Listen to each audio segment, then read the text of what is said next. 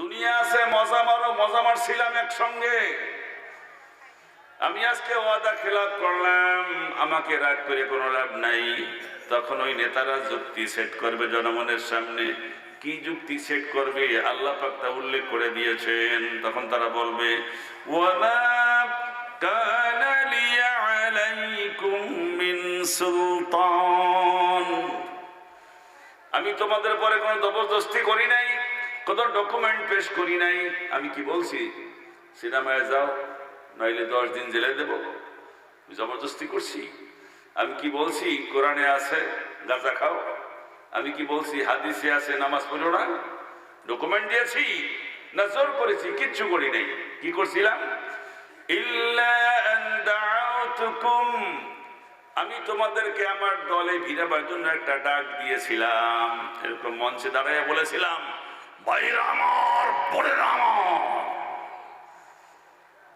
আমার দলে আসে। চাউলের কেজি হবে 3 টাকা, শেষে দেখা গেল 80 টাকা। ঠিক কিনা কর? 10 টাকায় চাল খাবেন? কোথায় 10 টাকা? ভোট টোট নিয়ে 90 টাকা এক ঠেলায়। পেঁয়াজের কেজি খাবেন 20 টাকা। কিসের 20 টাকা? 120 টাকা। 200 হয়েছিল না? ইল্লা আন দাউতুকুম, আমি একটা ডাক দিয়েছিলাম আমার দলে। এই ডাকটা কি সঠিক পথ নাকি বেঠিক পথ? আমার ডাকটা কি জাহান্নামের দিকে নাকি জান্নাতের দিকে? তোমরা জাস্টিফিকেশন করো নাই, বিবেক দিয়ে বিচার করো নাই। ইল্লা আন দাউতুকুম, আমি ডাক দিছিলাম, ফাস্তাজাবতুম লি, তোমরা আমার সঙ্গে লাইন লাগাইছিলা। দেখছেন এই কথাগুলো কি মেলে না মেলে না? মেলে। তাহলে বুঝছেন এই ওয়াজের পরে কি করবেন আপনি? এরপরে সে আফসোস করে বলবে, দেখো আজকে হাসরের ময়দান, তোমাকেও যে অবস্থা আমারও সেই অবস্থা, বরং তোমাদের সবার গুণে আমার ঘাড়ে চাপানো হচ্ছে বলে মনে হয়।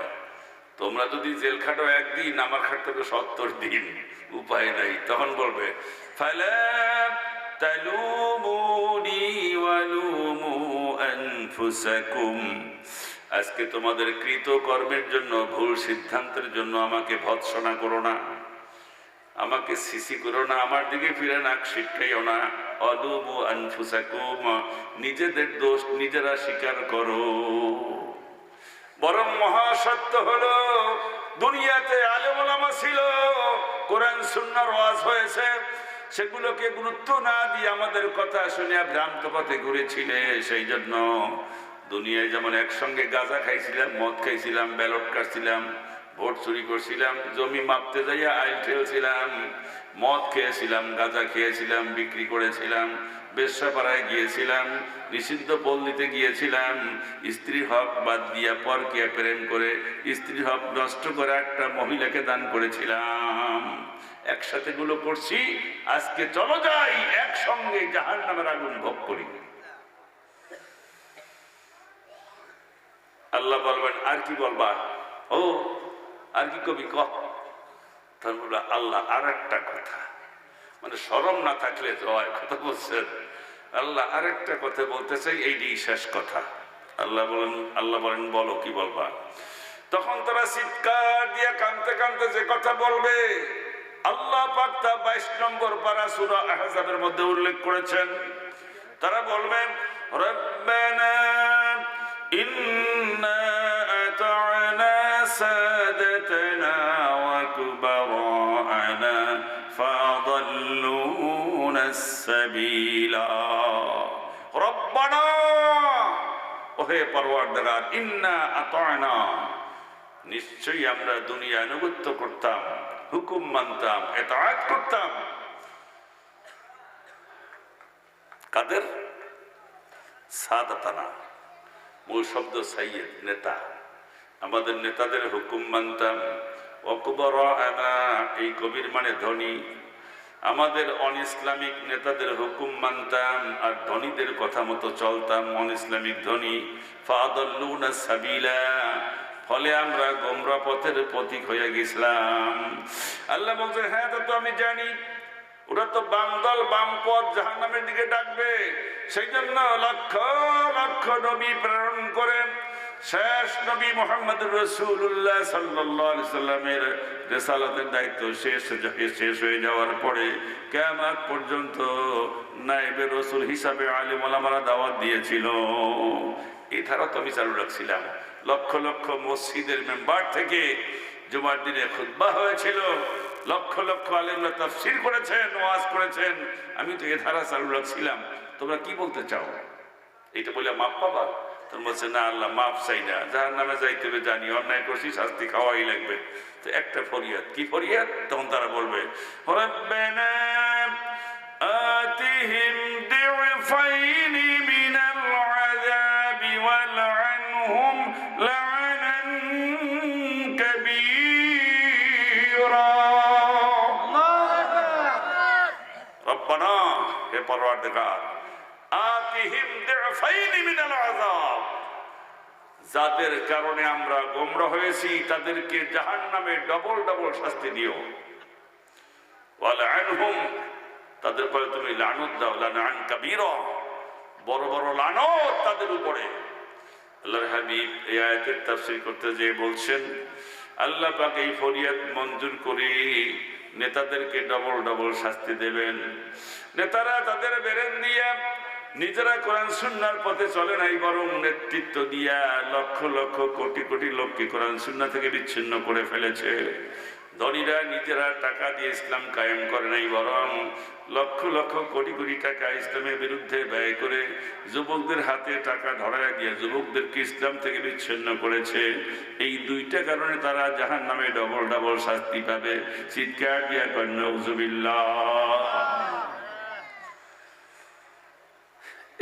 এই ভূমিকাটুকু দেব, এটা দুপুরে শুয়ে শুয়ে চিন্তা করছি।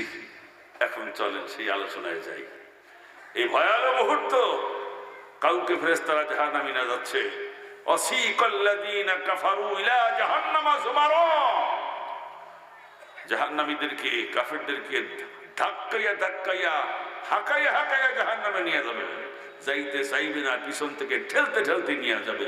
জোরে করে নাউযুবিল্লাহি মিন যালিক। সেই সময় আল্লাহ রাব্বুল আলামিন ডাক দিবেন, আসো।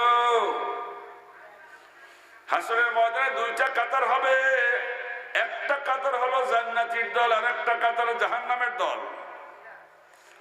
সকল হাসরবাসীকে আল্লাহ পাক লক্ষ্য করে বলবেন, ওয়ামতাজুল ইয়াওমা আইয়ুহাল মুজরিমুন আলাম আ'হাদ আলাইকুম ইয়া বানি আদম আল্লা তা'বুদুশ শাইতান ইন্নাহু লাকুম আদুউম মুবিন।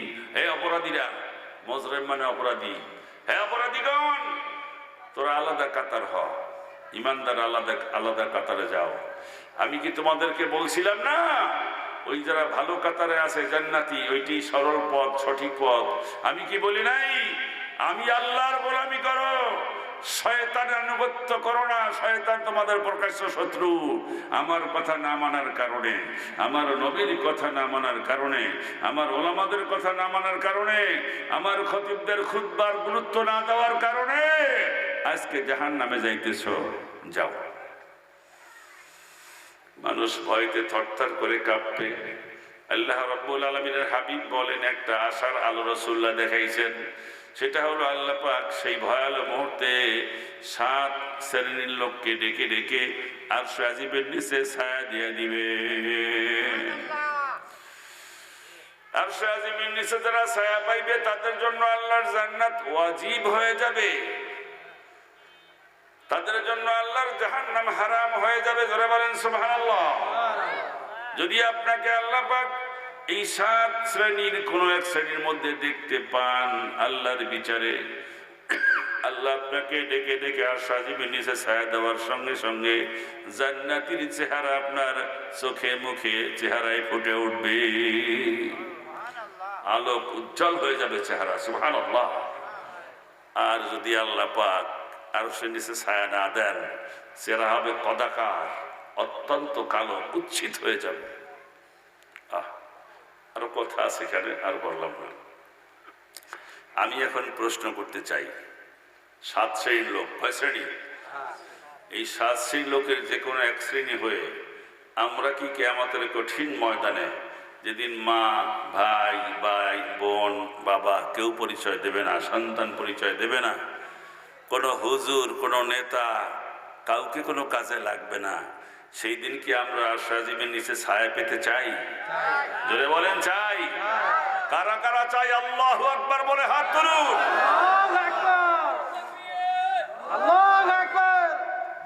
হাত নামান। একটা কথা বলি, আমাকে বাড়ির ধারে একটা ছেলের নাম ছিল মদন, একটু হাবলা টাইপের। এই মদন বাজারে গেলে সবাই মদন কলা খাবি? কয় হ্যাঁ হ্যাঁ খাবো খাবো। পয়সা দিবি? মদন কলা খাইবে, পয়সা দেবে না। মাগনা কলা কি খাওয়া যায়? জান্নাতে যাবা? নামাজ পড়বা? আর শাহজিবিন সাহেব বাবা পাইতে চাও? তাহলে রোজা রাখবা? Gastric gastric. ডাক্তাররা বলছে রোজা থাকলে গ্যাস্ট্রিক ভালো হয়। ওনার 11 মাসে গ্যাস্ট্রিক চেতে নেয়, গ্যাস্ট্রিক চেচ্ছে রোজার মাসে। কি আহাম্মকের আহাম্মক, ঠিক কিনা করে? বেহেশতের হুর নেবা? ওরে আল্লাহ, হুর যে কি সুন্দরী, বাইরে তো ভালোই হয়। দুনিয়ায় বাইরে তো এখনই বিয়ে করতাম।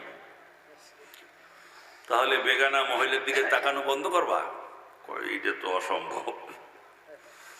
একেবারে চশমা, কালো চশমা দিয়ে, চশমার ফাঁক দিয়া চাইয়া চাই আপনার দিকে চোখ কোথায় এরম আছে না কিছু? আল্লাহ কি বলেন জানেন?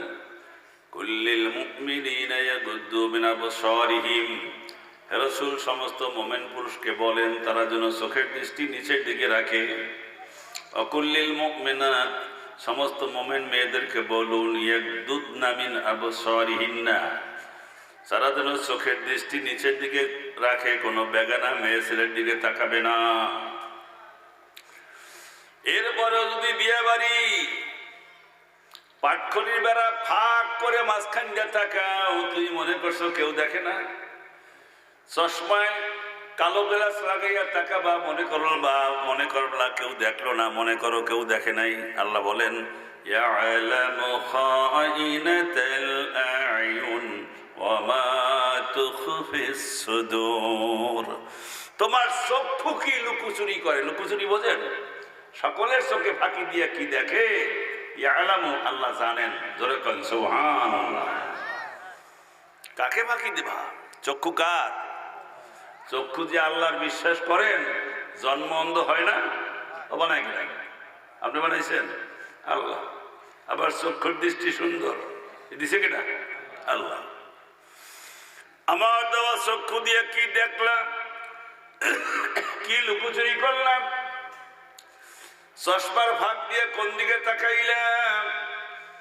আল্লাহ বলেন আমা তুকফিস সুদূর, মনে মনে কি লুকাইলা আর চোখের লুকোচুরি কি করলা আমি সব জানি। চিৎকার দিয়ে করেন সুবহানাল্লাহ। এইভাবে কিয়ামতের কঠিন ময়দান অত্যন্ত ভয়াবহ হবে। সেদিন আল্লাহ পাক 7 শ্রেণীর লোককে ডাক দিয়া আরশ-এর নিচে ছায়া দিয়ে দিবেন। রাসূলুল্লাহ বলেছেন সাবআতু ইউজিল্লুহুমুল্লাহু ফি জিল্লিহি ইয়াওমা লা জিল্লা ইল্লা জিল্লুহু। যেদিন কিয়ামতের কঠিন ময়দান, আরশ-এর ছায়া ছাড়া কোনো ছায়া থাকবে না, ওই দিন আল্লাহ পাক সাবআতু